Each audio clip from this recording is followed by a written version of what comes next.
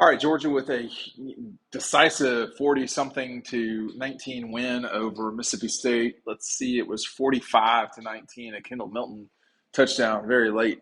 Look, Georgia, they didn't play unbelievable by any stretch, and they won by, 26 points. I mean, this was a game that, Joe, I felt like Georgia could put it away at any moment in the second quarter, and they nearly did. I mean, had you not had, if you go to the half, at 17 to what would that have been, like 6, I guess, State just would not have had the ability to hang around in the game. And the truth is that State's offense simply could not move the ball on Georgia. um, they could not drive the ball and score. They could move the ball a little. It wasn't a lot. I mean, when you take a look at everything that happened tonight, so State, Georgia did run for 179 yards, which seems like a lot. Now, some of that was in junk with Kendall, and some of that was Ladd McConkey, but it all counts. The problem for State is that they went, 47 yards on 15 carries. A, B, they only had 260 yards passing on 52 attempts. I mean, there was no fear that State could score, like could drive the field and score. Now, there were some things that were not good in this game for Georgia. I think there were plenty of not good for Georgia. I mean, a punt return for a touchdown, whenever you allow a non-offensive touchdown, that is like a great way to lose a game. Multiple turnovers, that is a great way to lose a game. But I don't know if Georgia is so good that sometimes it doesn't matter how not cinched up they are, like playing perfectly. I mean, part of this is sports. I mean, it's just the way that it goes.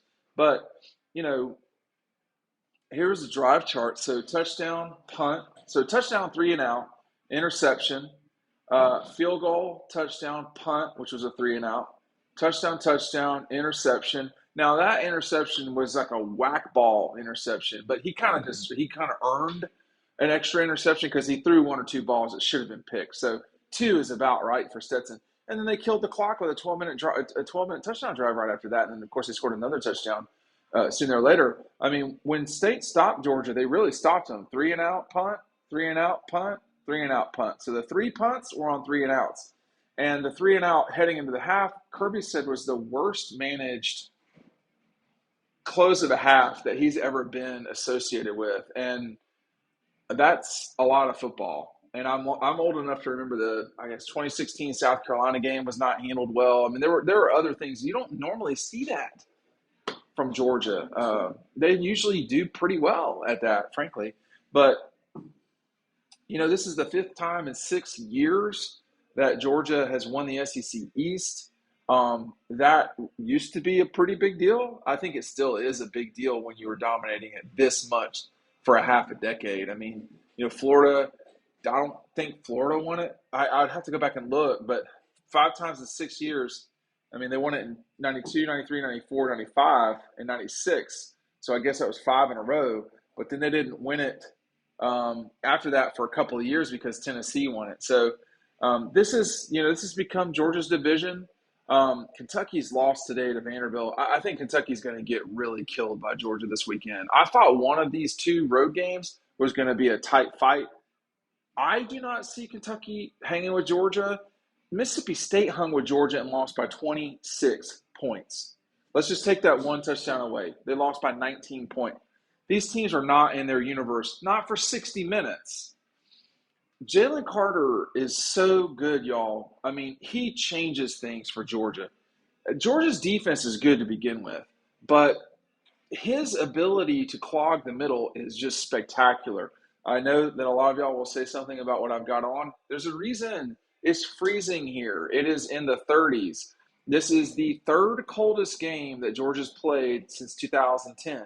And as a person who's been to all of those games except 2, I can assure you that this is very cold. It is not as cold as Auburn 14 in Athens was. That was horrible. This was approaching that. It just wasn't that bad. I don't know a lot about everything else that happened. I know the Dawgs play LSU in Atlanta. I know that Alabama closed out Mississippi. Lane talks a lot of, Lane's got a lot to say, but he ain't never beaten Alabama. Like, that's not happened. So it's sort of like, um, I just don't know how many times the guy's got to be a loudmouth about, stuff. But that's the way he is, and it's fun, I guess. But you gotta win. I mean, like, Tennessee beat Alabama this year. Um, you know, enter the name of the other team who I've forgotten all of a sudden that Alabama lost to. I mean, Alabama is beatable. So we will see Georgia and LSU, a very good season for Brian Kelee and the Tigers of LSU. I think that um, I guess they're ahead of schedule, but you're going to be seeing LSU in the championship game more often than the recent past. So I mean, that is literally a sleeping giant down there in Baton Rouge. But I think for the Dogs, um, even when they're not consistent like they were tonight, um, they are just so hard to deal with. Here was the drive. Here was the drive chart for State. Okay, in the first quarter, they had, just real quick math, they had 30 yards. 30 yards, y'all. That's 14 plays for 30 yards. 3 and out, 4 and out. Went for it on fourth down. Didn't get it. 3 and out for no yards. And then they kicked a field goal and scored a touchdown on, that whack ball, thing and heading into the half. I mean, even if you make a tackle there, the half probably runs out. I mean, or it comes close to running out. So, it was punt, downs, punt, field goal. Field goals don't hurt you. You're not gonna beat Georgia kicking field goals. Punt, touchdown. So their first touchdown, State, came off an interception with 20. Is the math right here? With about 21 minutes left in the game. That was their first offensive touchdown. Is that correct? Yes, they scored a touchdown. They did not drive the field on Georgia at all. The whole night to score a touchdown. They drove the field, they just never scored. Like they had two really long drives: a 14-play, 62-yard drive, a 13-play, 67-yard drive. They scored. That's 27 plays, y'all, and 129 yards. Very quick, DeKalb County math. They scored 3 total points. It's just not good. I mean, like, you're not going to get it done with Georgia like that. 71 yards on their last drive. I mean, this was Georgia totally dominated Mississippi State, and they didn't even look great, right? I mean, like, didn't it look, the defense looked pretty great at times, and there were times when Stetson really played well, but there were times when he was not great. Now, people say, oh, you're making excuses for him. No, I was on the field. And the number one thing, I mean, I wear shorts to games all the time. And like, people make comments and stuff. I'm not cold in my body. I'm cold in my fingers. And if you're Stetson, and I had hand warmers, and you're trying to function with your hands. DJ Shockley stopped me and was like, man, what's up with the shorts? The shorts don't matter because I'm rolling around on the ground. It's your hands, though. Your hands and your fingers. You have to constantly move them. You have to keep them warm. It's just not a great situation playing in the cold. Now, the famous Tucker High coach Jack Waters would say, is this going to be what you complain about, or are you just going to go out and go win, right? I mean, Georgia, it was just as cold for State as it was for Georgia. And for all the talk of the cowbells, I mean, it's great, whatever. It wasn't a big deal to me.